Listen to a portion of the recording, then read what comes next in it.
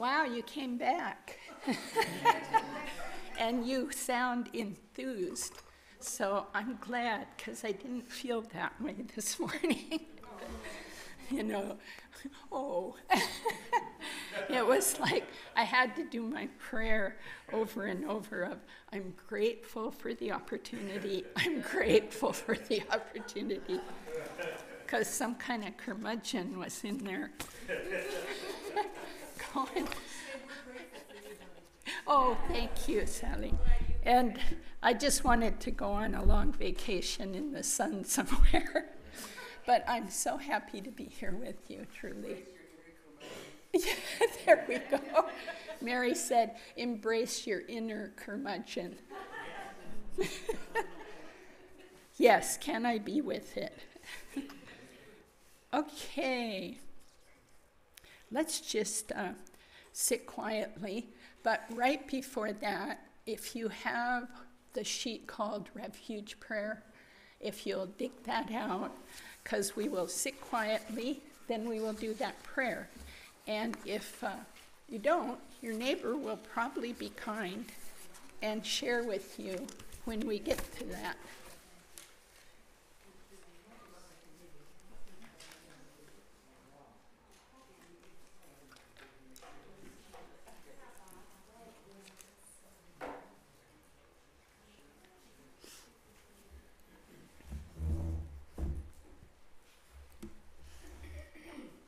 Okay, so let's take about 5 minutes and engage in some shamatha. So when you're sitting in a chair, it's good to have both feet on the floor and feel the earth through those feet so you know what planet you're on. And simply relax the body. Not in a sleepy way, but simply letting go of all tension.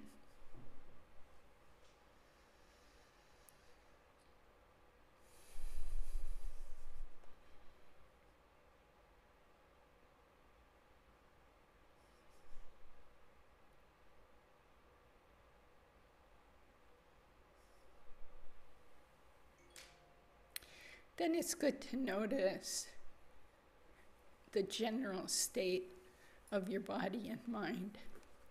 It might be sleepy, then help it perk up a little. It might be very excited, and you can help it quiet a little. And then you can simply follow the breath very closely, very alert, but not tense. Usually at the nostrils or at the belly. Being very aware of the in-breath.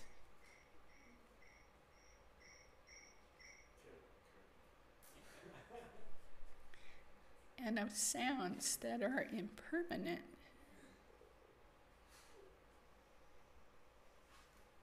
And of the breath and its impermanence.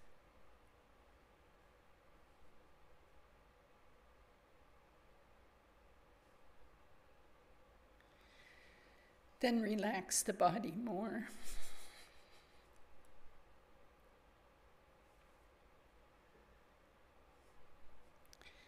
And be even more alert about the breath.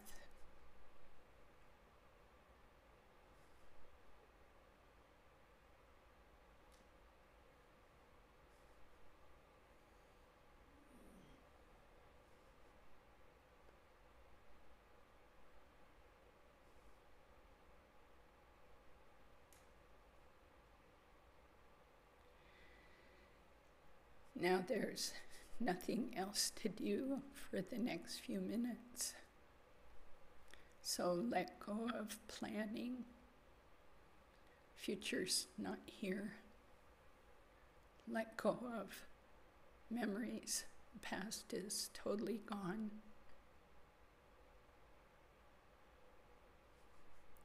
And don't try to figure out the present.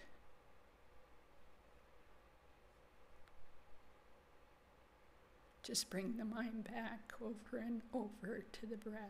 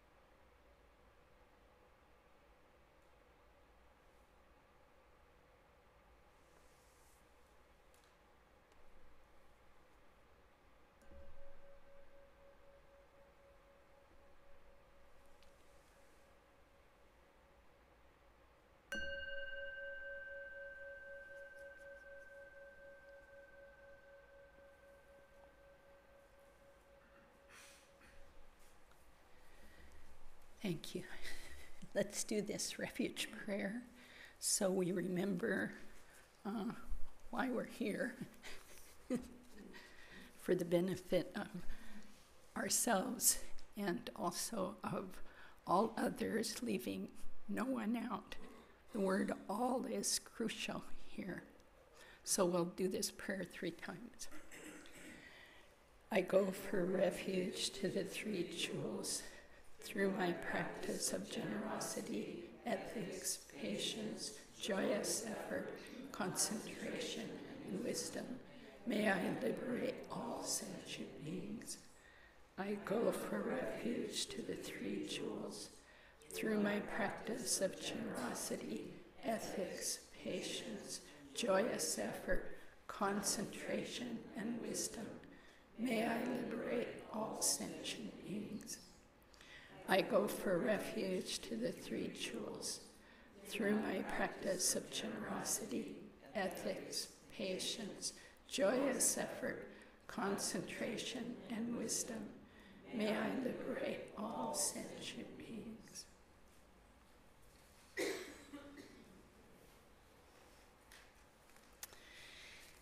Okay, save this for the dedication at the end.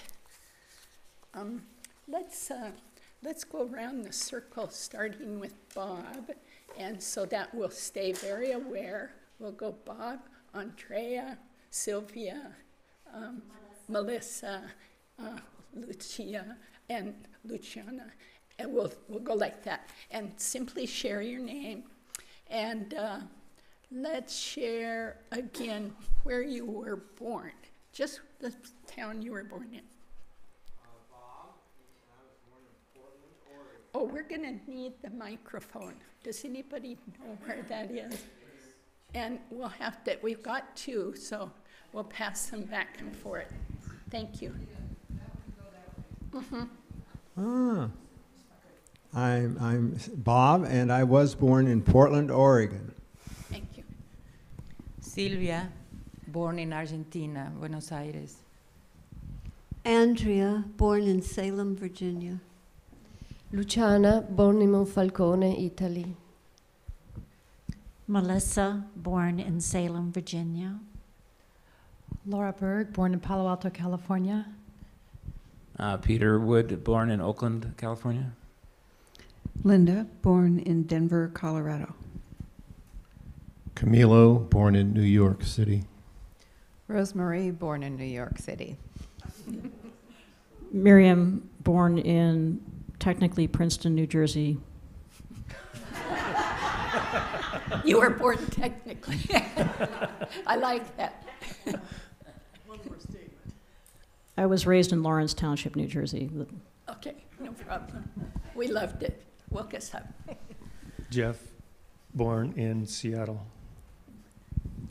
Sally, born in Glendale, California. Sorry, I'm so filled with emotion.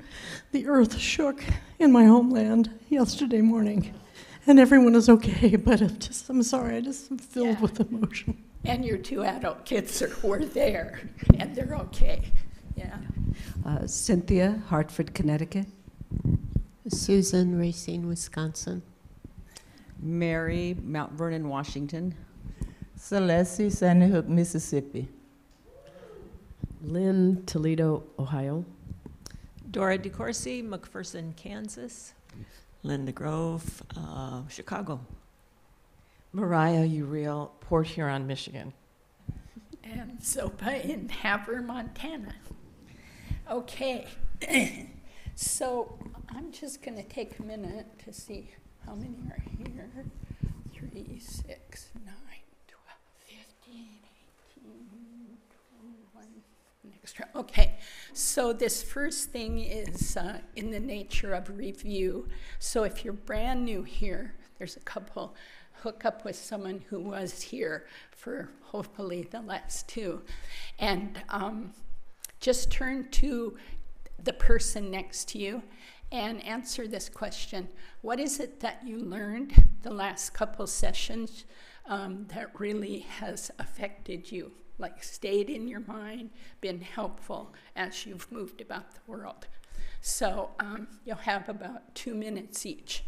Okay, it's no big deal, it's not a big test, so just relax and enjoy. And I'll call out when 2 minutes are done. Who does not have a partner? Raise your hand. Miriam, you can go with her. Camilo, I'll partner with you. Can you move on over here? Hello. We better get the mic. So.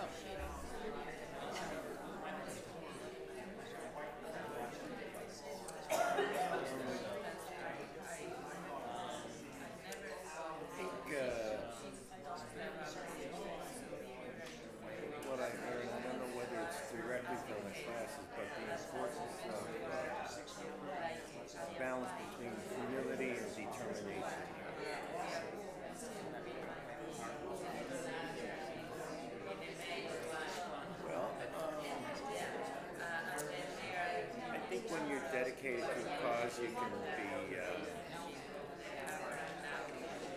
aggressive or strident, but that doesn't tend to encourage people to join in your spirit necessarily. And I think that my experience with Buddhism generally has helped me to be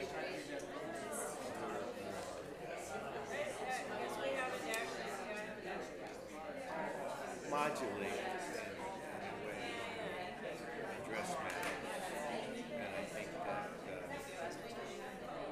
that increases your appeal.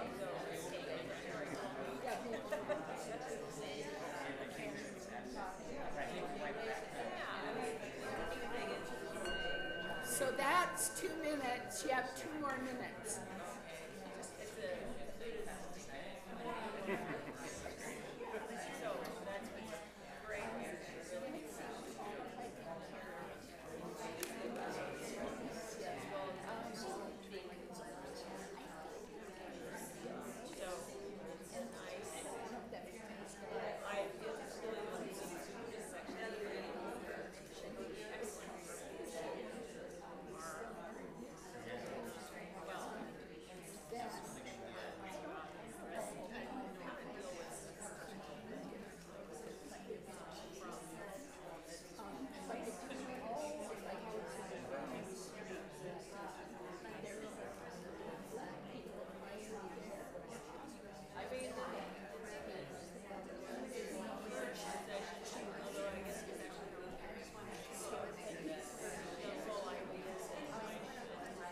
Trend is going in the other direction.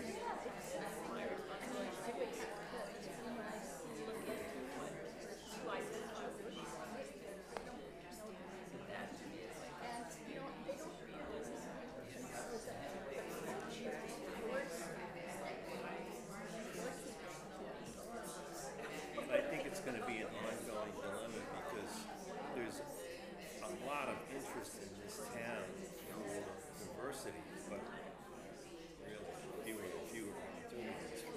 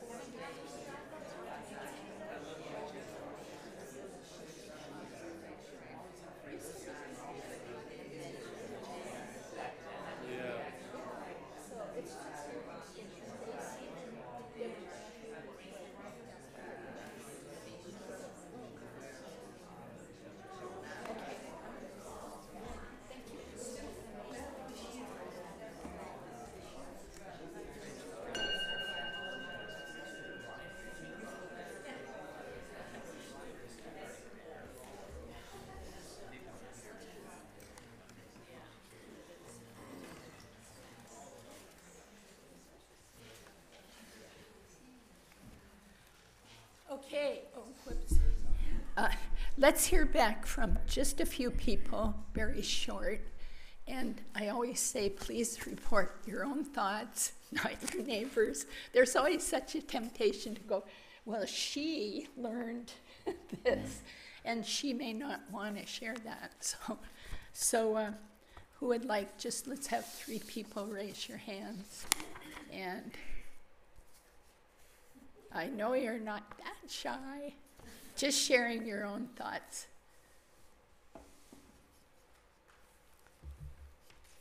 Yay. Briefly. Well, I love the suggest Buddhist worldview, looking at how I have been impacted by everything around me in my culture, groupings, shared human experience, and what my Buddha nature is. I really was blown away by the white privilege unpacking the invisible. I had no idea that I was influenced by so many different roles and had such privileges automatically given to me just by where I was born, who I was, what gender I was, what ethnic group I was, all this. It was just kind of mind-boggling. Yeah, that one's a terrific one. Let's hear from someone else. Thanks, Bob. Who else? Andrea. One sentence. I was aware reading the Peggy The white privilege. White privilege. Mm-hmm. One of the things I first wrote down was I wondered how I have colluded with sexism, with the patriarchy, and knowing that so much is ingrained in us, both in me in the racism and in the sex. I mean, anyway. Yeah, thank you. We're going to later in the morning talk about the concept of internalized oppression, which we have not talked about yet, which very briefly, if you're in a group on that who learn that inferior role pushed by the culture, you totally internalize those messages and then you broadcast them to others in your oppressed group, and you broadcast them to those who have been pushed into the superior role. And we'll look at that too. Yeah. So it's good looking at several isms together, especially ones you've been targeted by and ones where you've been taught to target unawarely, mostly. Yeah. Then you get to see the dynamic in its fullness. Let's have one more. I went to, I found the timing of this class was helpful to me before those midterm elections, which I had gotten very agitated about, and I didn't. And the other class that I took before the elections was one called, put on by Better Angels, where you had the representatives from Republican and Democrat, and it was talking across the political divide. And so it's like these compatible messages that are, and it was, so both were very helpful in reducing my agitation and I just lost my point because I'm a little ill. But the hopeful thing, I found both this class and that class, these are hopeful to me, that we are talking about this, that there are more, that we are all here today. The turnout is consistent, and even more people today. And I'm hopeful that that's the message that more and more are saying, becoming more aware of our own patterns. Yeah, this is the antidote to discouragement. Yes. And a big base for discouragement is our isolation. We think I'm the only one in my house, my neighborhood, that cares about this. So important to get together and see that's not true. Okay, thank you. Can you pull out your Buddhist quotes? I know we have a lot of paper. I kind of watched myself and went, wow, I'm back teaching at PSU and generating all these papers, but it's kind of fun to pull out a lot of information. So do enough of us have the Buddhist quotes, or you can share with your neighbor. And I thought together we would slowly read quote number 4, the 4th paragraph, and just let it soak in. But let's not go fast, okay? This is from Pema Chödrön in the book, The Places That Scare You, which is a great book to turn back to constantly when you're freaked out. Okay. The essence of bravery is being without self-deception. However, it's not so easy to take a straight look at what we do. Seeing ourselves clearly is initially uncomfortable and embarrassing. As we train in clarity and steadfastness, we see things we'd prefer to deny: judgmentalism, pettiness, and arrogance. These are not sins, but temporary and workable habits of mind. The more we get to know them, the more they lose their power. This is how we come to trust that our basic nature is utterly simple, free of struggle between good and bad. Isn't that marvelous? That about our basic nature, that's the reference to the basic Buddha goodness. And so it's not what's good and bad, It's what's in front of me. And just seeing its nature, seeing my reactions, just meeting them. As one teacher says, whatever shows up, invite it in for tea. Then, goodbye, done. So it's not something that we have to beat ourselves up about. And that can happen so quick with this kind of looking at isms. I was talking to a person who identifies as straight, white, male, I would say kind of not hugely wealthy, you know, not Donald Trump, but probably wouldn't be seeing him much. But that person was saying this kind of work is really hard because he feels like I'm the bad group. You know, everyone in the culture knows I'm in the 4 or 5 bad groups. You know, I'm the problem. And so this kind of awareness of, no, it's not good, not bad. You occupy a certain role, actually a very pivotal role for helping to shift things. I've done like 20 years of work on these issues, especially around race. And I remember how scared I was the first time I went into the Black community and was experiencing the minority kind of feeling, and feeling like I was glowing white, you know. And it was that work happened because I was a young lawyer and I was at the public defender's office, and so that's where many of my clients were. And I would go there to investigate cases. And the first time I was just like shocked. I didn't even know about Northeast Portland, nothing. I had just moved to Portland. And it was just a total trip. And I felt I had to constantly work on, am I bad? And it was like, no, you're not bad, but you are ignorant. I could see, I did not know that culture. And without exception, I must say, I was treated so well, constantly. So well in house after house, person after person, client after client. I was like, this is amazing.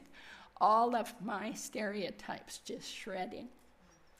But because of segregation, the economic segregation now, because legal segregation's not legal, economic segregation's on fire. The public schools are more segregated in this country than when those cases were brought. Brown versus the board was brought to desegregate schools, statistically more segregated, because of white flight, because of people of color being stuck in their economically in their neighborhoods, but also wanting to be together in their culture.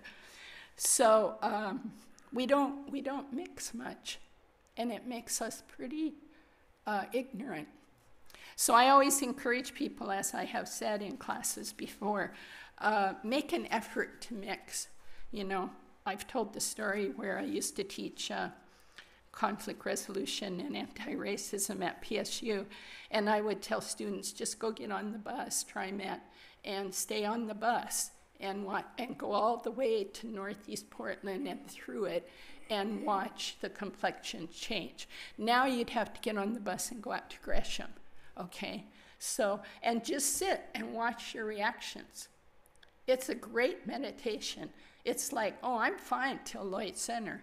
And then boom, boom, this was in the 80s and 90s. That's Lloyd Center was where the complexion of the bus would change. And I would watch my meter just going up with all my stereotypes, all my da-da-da. It's not bad that we have them. There are causes and conditions that have caused them. But what's the difficulty is we don't tackle them.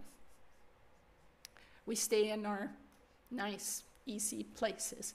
So just once in a while, displace yourself, you know. For people of color, that they can constantly feel displaced. So that's more of an assignment for white people. But But we all have ways that we are one up, one down. Okay, let's see what else I'm supposed to do. Okay, I think you all get it, but I'm going to repeat it. What we're doing here is increasing our awareness and our clarity, right? Simultaneously, we're hopefully increasing our kindness, our store of information, and increasing the ability with that awareness to, as Pema Chidran says, to really be honest at the very depths. So that's why I say to you, I get scared when I'm in the minority. I get scared. Why? Because I don't know what to do and I'm not in control. So it starts letting you know, oh, I'm usually in situations where I'm in control. That's where I'm comfortable. And that's the weird white energy that people of color feel. Or the weird male energy that women feel.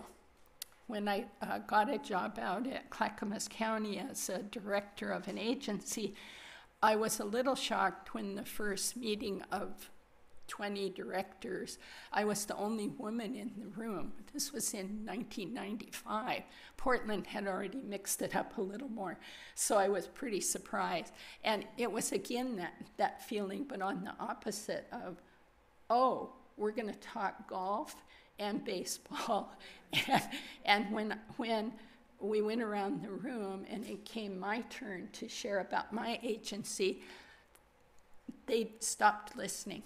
Not all of them. I had some really nice men allies there who really helped me. But one guy, as soon as I started talking, got up, went and got his cup of coffee, walked around. It was like, oh, it's intermission. And I don't think he was aware at all. He was a nice person. I got to know him.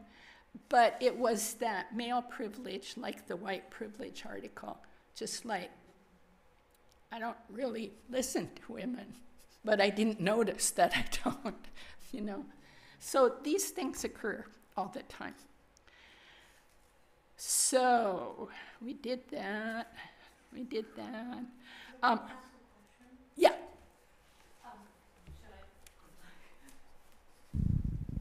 Just before you go too far beyond it, I've been thinking about how do I find a group of predominantly black people that I can go and be with? And I've thought, well, okay, a black church. Mm-hmm. But when is that rude to just go? It's never rude. It's good. You know, you have to go and we have to break through those kind of questions. Rude, embarrassed, like, am I here just exploiting? What's your motivation? To trigger my unacknowledged prejudice and to get past it. To meet them as people, and maybe it's fun.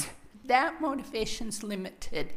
And because you were brave enough to ask, I'm going to say you have to expand it past that, because that's still a white privilege kind of motivation, like, this is for me.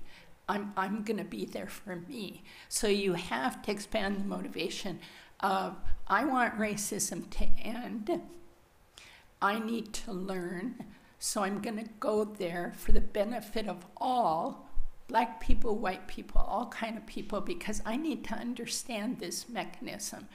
So you can go over to the Vancouver Baptist Church. I wanted to go a couple weekends ago. They had Gandhi's son, what's his name? Arun Gandhi there, and I saw the sign because I am close. You have to live close to the neighborhoods to see signs like this, but I couldn't because I needed to be here. And but I've been at that church.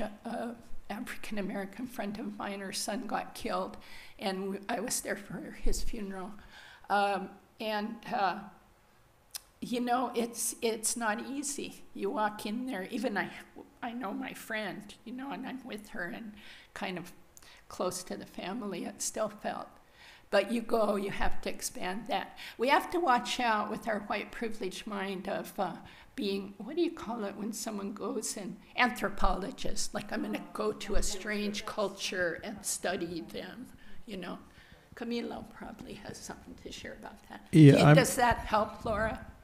I'm actually sympathetic to that perspective. Thinking about something that I'm involved with, I've got a set of assumptions about how a group that I'm involved with is organized and how it's conducting itself, and I have ideas about how that needs to be reformed.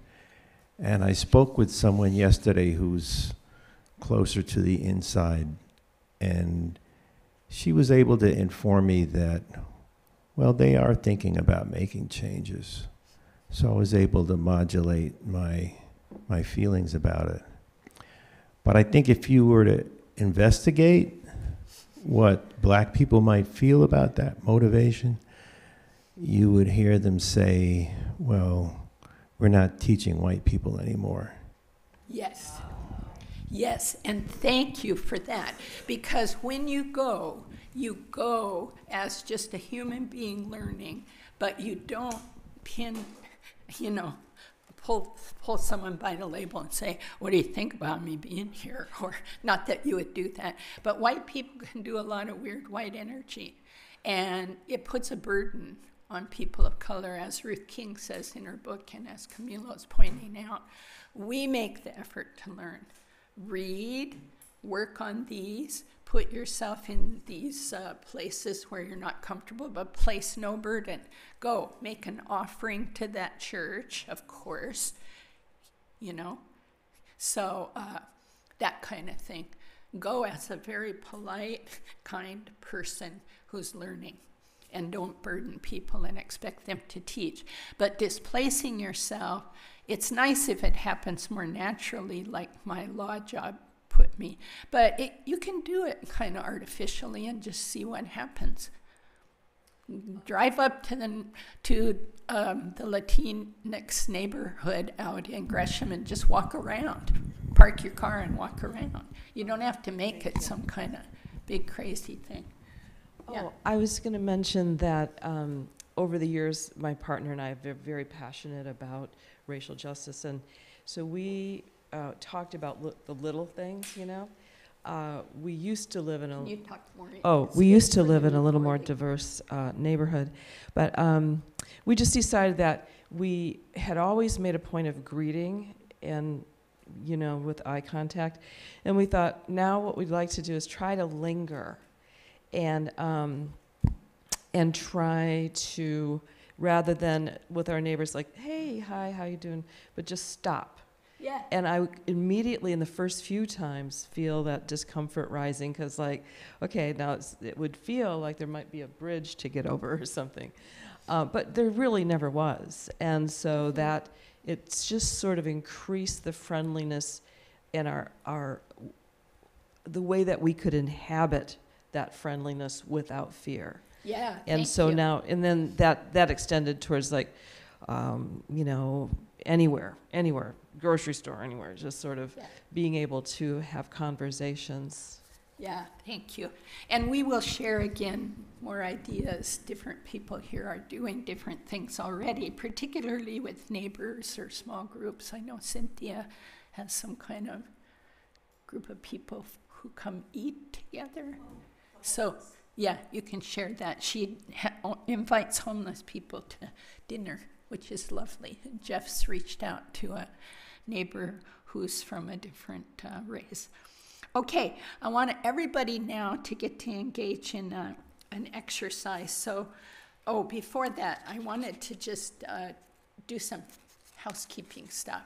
This is the third class and the last one that will be done like this. But my intention is to have a continuing group.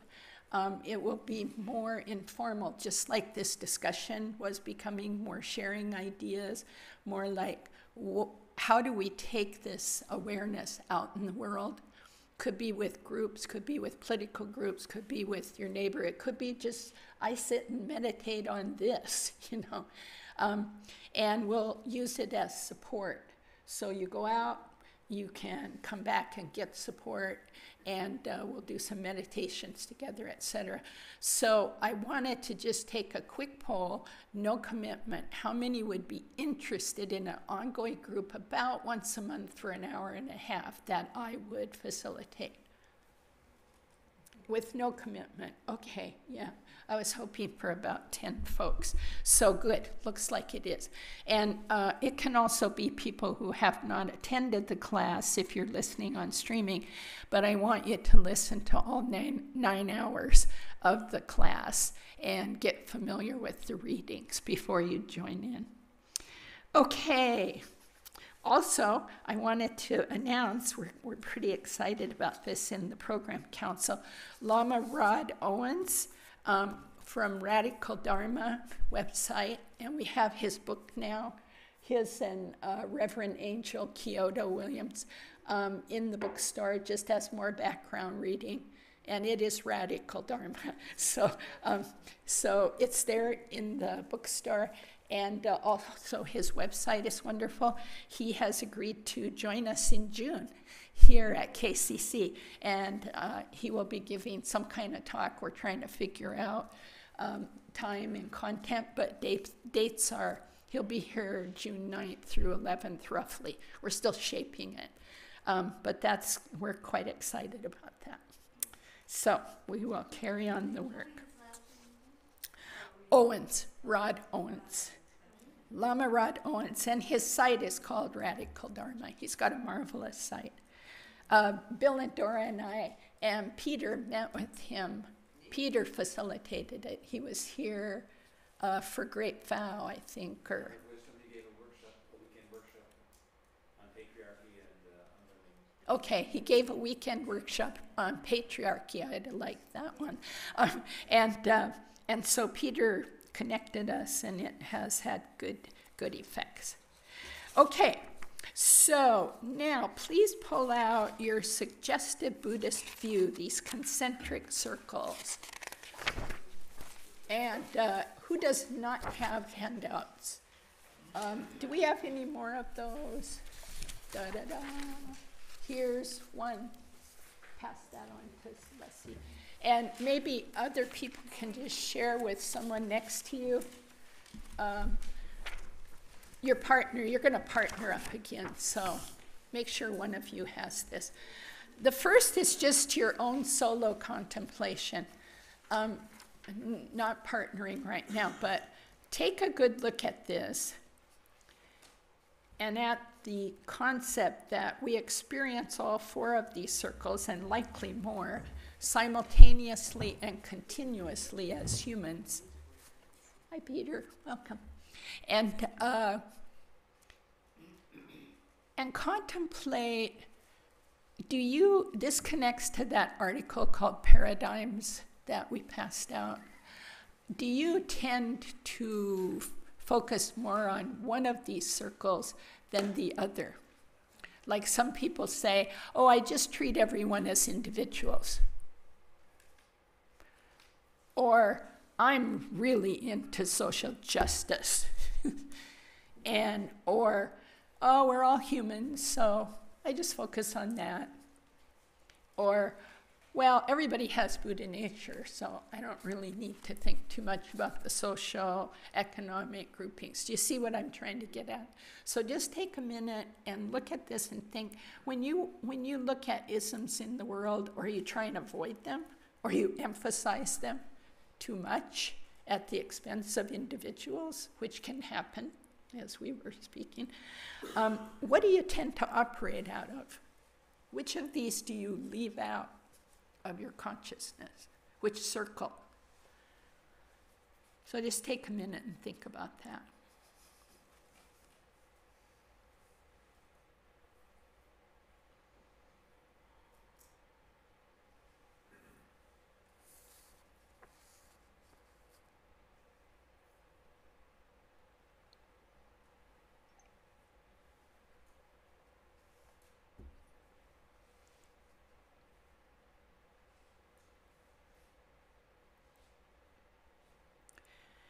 And I'll give you an example. When I was a super activist, I pretty much only looked at the social, economic, political groupings. And I would sometimes get called on the carpet by individuals who felt both in superior, inferior roles, who felt I was losing that they were a person who was distinct. Not just a black man, but a black man who did this and did that and did that. And so the second question I want you to think about, how could your emphasis on one of these circles affect your awareness or lack of awareness of isms? Isms, the isms.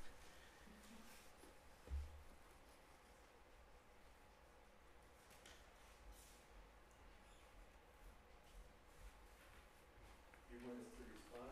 Not yet. I want people to have some moments soon. Which part are you not getting? The second question. What's the question? Second question. Oh, the second question is, for example, if I say, well, I just emphasize everyone has happiness and suffering. That could flatten out your awareness of isms. It could be like everybody's suffering sort of the same. Black, white. Do you see? So the second question is, whichever one you more tend to emphasize, and you might be a really balanced person, so go for that if it's true. How would that emphasis affect how you approach the isms? Is that more clear? Okay, so another minute or so to think.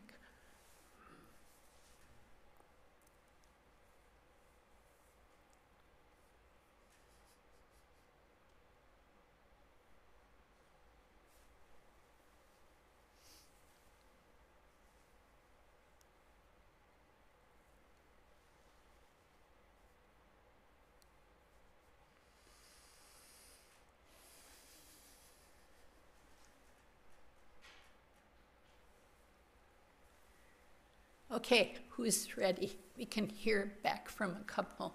And please keep comments short. I know we all have long stories, but I want to get through a number of exercises today. I've got accomplishment stuff going on.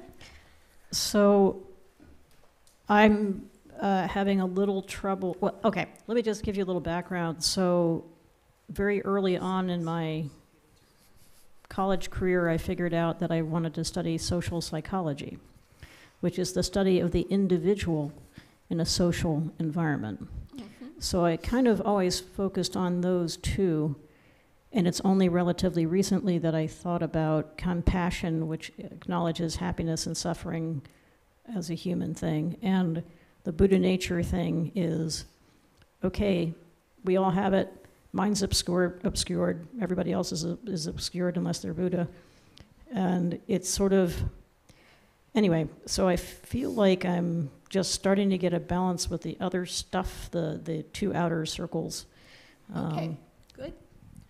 And the second part would be, how would that affect your work on isms, your awareness, if you don't have the outer two so much? Well, or they're new?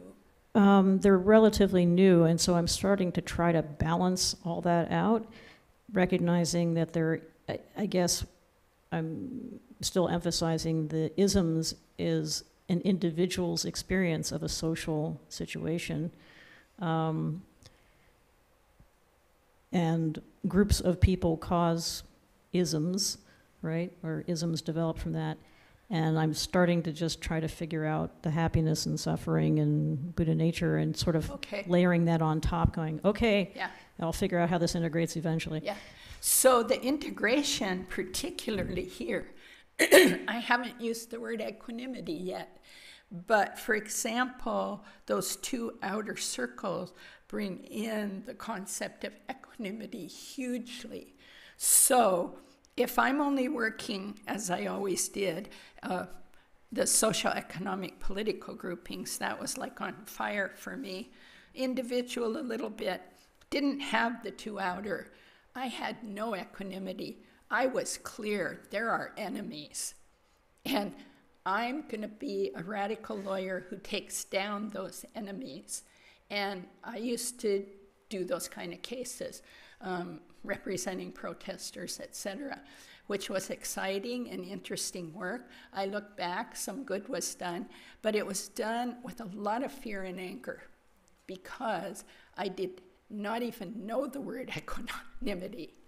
And I had to learn it, you know. And one quick story is, I think I told it a judge, we were running a big public-wide anti-racism workshop. It had 40 different leaders in it from different nonprofits, the multiracial team I was in. And a judge who knew me sent over a young man who was convicted of racial harassment. They had just put in that new law with extra penalties if your motivation is racial. I think he helped burn a cross on a lawn out in southeast of a black family. Anyway, he was convicted. He was only 19.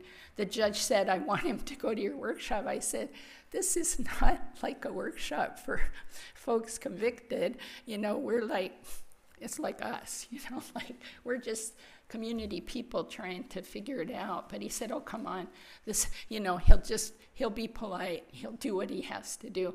So he came, and the first thing I noticed, which helped my equanimity, was A, how young he was, B, how terrified he was to step into that room. He came in shaking.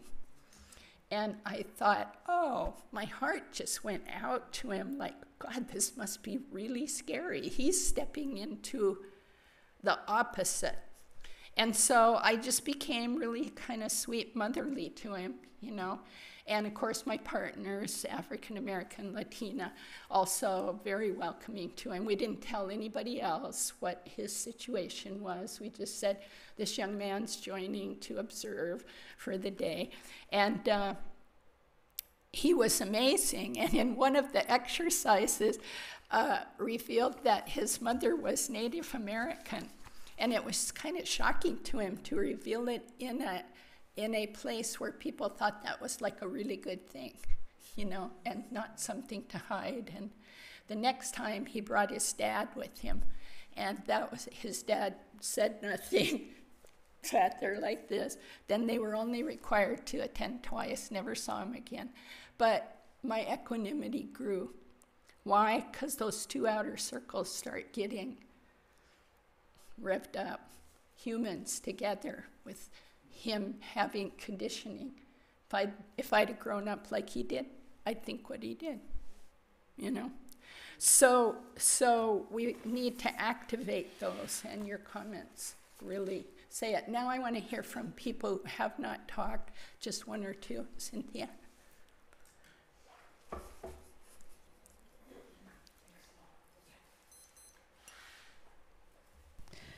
Okay. Strong, very strong on seeing the individual and seeing people's happiness and suffering. Seeing the groupings, I have a different way of describing races. They're urban or rural or working class or elite. But typically I see what comes strong to me is the individual and their happiness and suffering. Less of Buddha nature, less of the groupings. And so that, of course, has me blind to the groups and the isms. So I've been blind to my privilege for the most part, you know, blind to my, not always, but more so, blind to my privilege.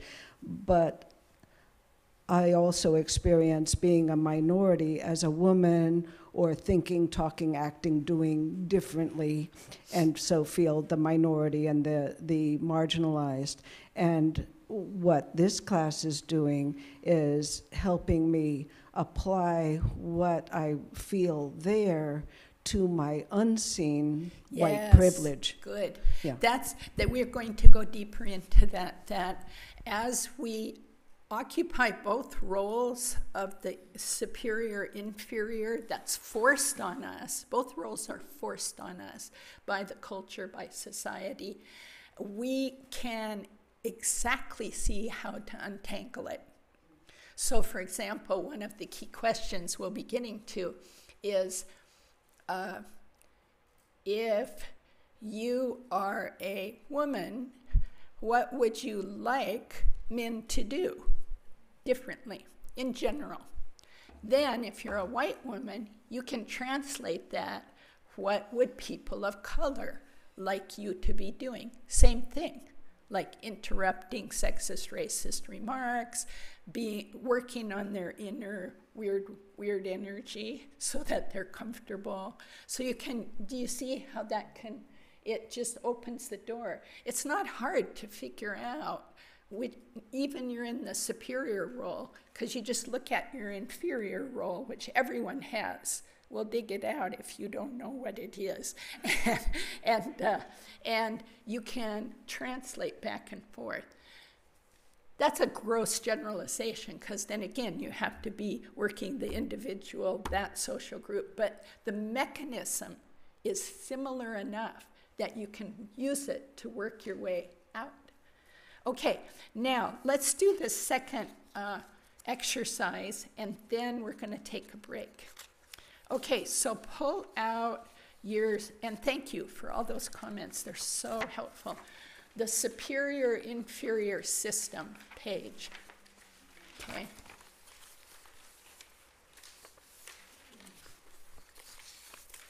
Okay, now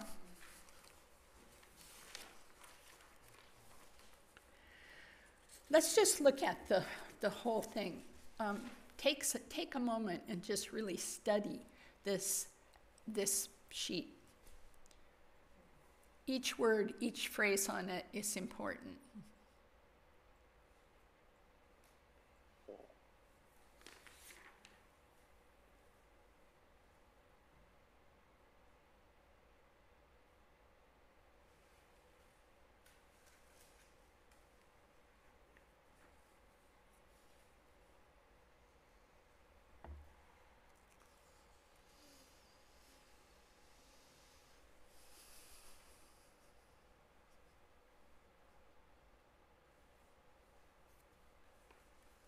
When you're done, just look up so I get a sense of folks needing time or not.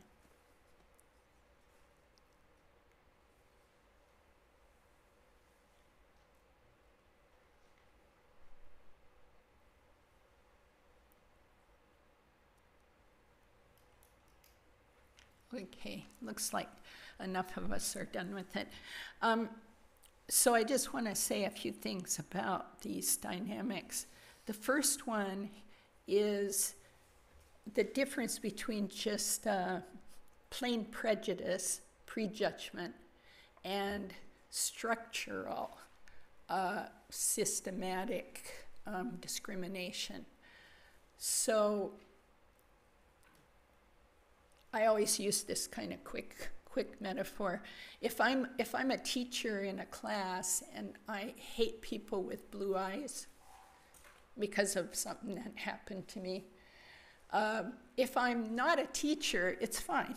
I don't like people with blue eyes. I've got some sort of problem, Doesn't matter. But the minute I have the power of the teacher, you can see what can happen very quickly.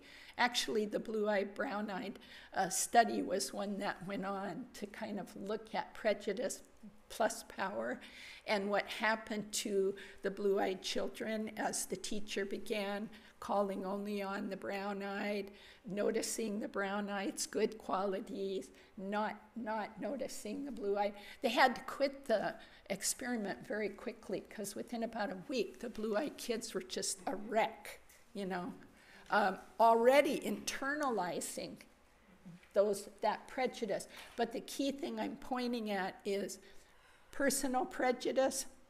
Of course, it's kind of a stupidity, right? and we try to be aware. But when it's connected with the power to distribute resources, to talk the most, to target certain people, then it becomes this system of structured inequality. So it's very important. Racism, sexism are both the prejudice plus the power, okay? That's what makes them different. That's why men do not suffer from sexism as a target group. They suffer from being forced into the superior role as humans, but we get really mixed up. So white people start saying things like reverse racism. I, a white person, am experiencing racism. No, you're not experiencing racism. Why? Because white people are the ones in power. Is this making sense? If it's not, raise your hand, because I'll keep going. But you get it. What's confusing? I have quibbles about whether or not white people suffer from racism. But that's probably not what you're trying to point out right now. No, but you're helping clarify. Everyone suffers. See this box? Everyone's in the box, whether you're up or down. That's how we suffer. Our humanity is taken from us. People cannot and will not participate in this system unless they're dehumanized. I'll say that again. No one will participate in the isms on either role unless you're dehumanized. Does that make sense? Full human beings, full human beings who fully claim their Buddha nature, their love, their joy, their creativity, they do not participate willingly in this. So even if you're in a superior role, for example, I watched my son, go from a very kind of open human being at 4 or 5. When he was 6, he came home and he told me he could not hug his friend Alex anymore. 6 years old. And I said, why? He said, because they said we're gay. The kids said we're gay. 6 years old. He's already getting dehumanized in the superior role. He's a little white boy, okay, in a good school with 2 lawyer parents, you know. That drove him nuts, but do you get it now? He is being dehumanized. He's not allowed to be his full self, his full creative self, who wants to hug his friend Alex and wants to sleep overnight with him. But already he's like, oops, I get the message, gotta back away. That's the dehumanization. Humans are fully creative, exuberant characters. But we get stuffed in this box on one or the other role, and we go like this. I want to return just to one thing before another question. It's really important to get clear that words like racism, sexism, classism target only certain groups because of the power dynamic. And one of the ways the isms are continued in this culture is to confuse those words and apply them to the ones who don't have the power dynamics. So all of a sudden it's like men are targeted with sexism. No, they're not. They're targeted by this structured inequality. Women are targeted by sexism because the ism has to have the power over. Okay, if we had 50% women in all legislatures, in the Congress, we had 50% women presidents. We had, should be 51% by the demographic. And women were in equal power in all places. Then we could say sexism isn't functioning anymore, maybe on a personal level, but structurally it's dead. That ain't it. We've never had a woman president, and we saw what happened when one ran, another one ran in the 70s. So now I will take one question about confusion, then I want to move into this exercise. I just need to clarify what you were saying about whether one is in the system based on whether they're dehumanized or not. That's not clear to me, because my impression is that everybody is in the system. That's true. Everyone is affected. Yes. Everyone is a victim, whether you're inferior or superior. Yeah, here's the tricky part. Everyone's in the box, as I said. So everyone is a victim of the dehumanization of structured inequality. But we occupy different power roles within it. The superior ones have power as groups. You just have to look at statistics for that, right? You know that, right? Certain groups have power and others don't. That's not every situation, is it? I am talking societally. You can go into a teeny situation and as a person get targeted. You could be a white person in a group of black people who are angry about racism, and you could get targeted. But when you step out of there, you're going to have a white judge, a white cop, a white lawyer to help you prosecute them. You see the difference? Big and little. These are good questions. We're not going to figure it all out right now. You just have to keep working with it with your mind and your experience, okay? Let it just settle in. Don't believe anything I say, as the Buddha said. Just chew on it, see if it's real gold. Okay, are you okay to do one more exercise short before break? Okay, so now I want everyone first, just on your own, contemplate, looking at this, how have you been forced into a one-down inferior position? It could be class-based, economic. It could be age-based, elder, or when you were a child, when you were, targeted as a child, no power, have to do this. Could be ability-based, could be, if you're a person of color, race-based, if you're a woman, okay?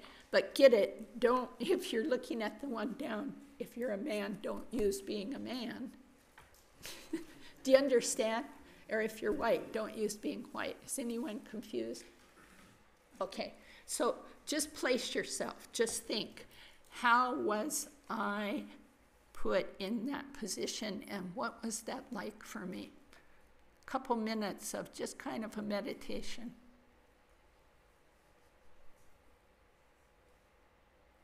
What was the suffering like? And how did it get enforced?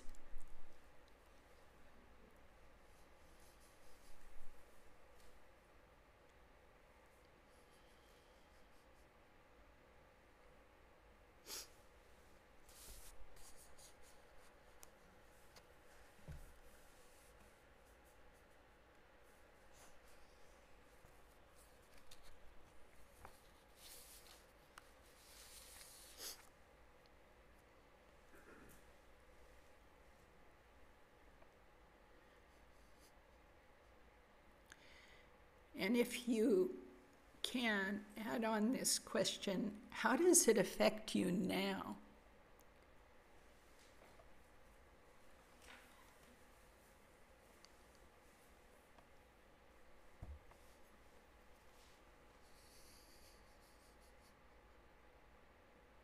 It also could have been your religion, if it was a minority religion.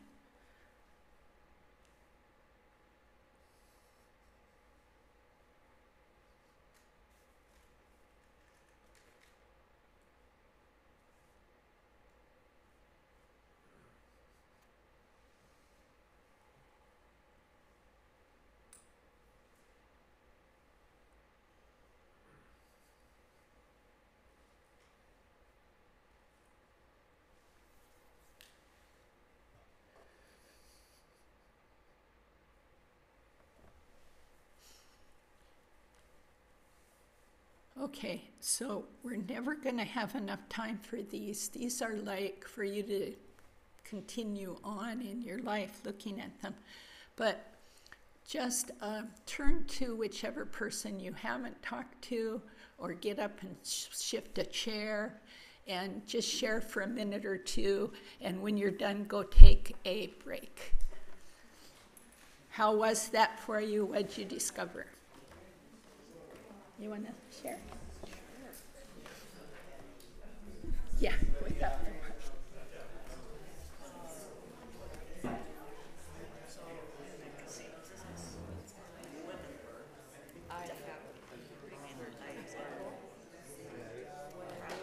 Portland from California in '92.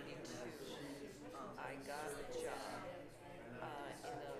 in a first setting in Arlington, and I kind of felt out that, well, I knew we're not so I knew better than to broadcast my days. And when was this? So I was just going to work. And, but, somebody, I should have known better. Yeah. But she And kind of there's got the power aspect. Who's in charge? That's the power aspect. So they could enforce that. Because she asked me for it. It was like, and I just couldn't bring myself to So do you have a sense of how those experiences and well, then from there, behind my back, one of the leftovers, and confronted or supposedly flirting with foster parents. Absolutely, anyone's not happening. But anyway, so when you were young, it wasn't like girls were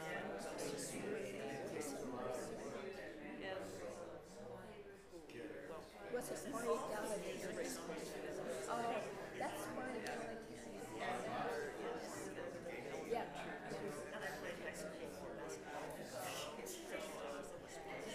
Yeah, those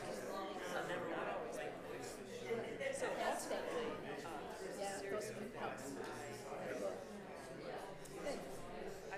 So, let's see. I have so many I've already told them. So. I still feel affected. These days, I feel more affected by ages. You know, because I don't color my hair. And I'm now understanding what I go through. It's an easy step from silver to blonde. And then it looks more natural. But I do notice like a certain, you know, you always have to screen. I want to but I do notice, like in public places, not so much interest in the essence of the person who steps in might have to wait till somebody else who's taller or whatever, or something gets the first attention, just things like that.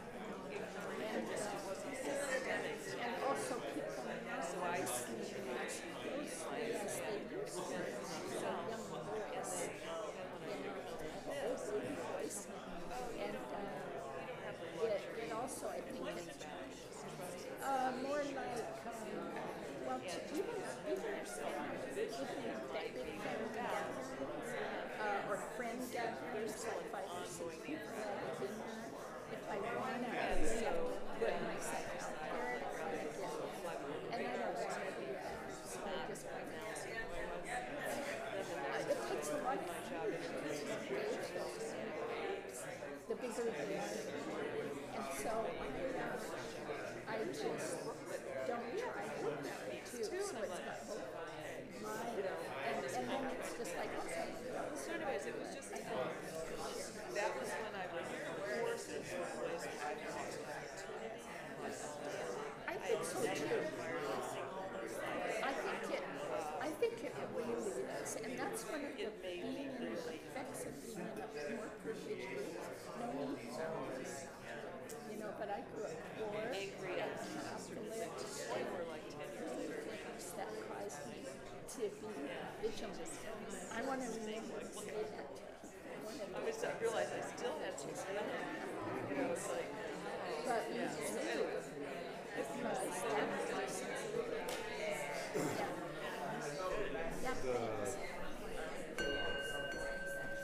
okay, break when you want. We are a break till 10:30.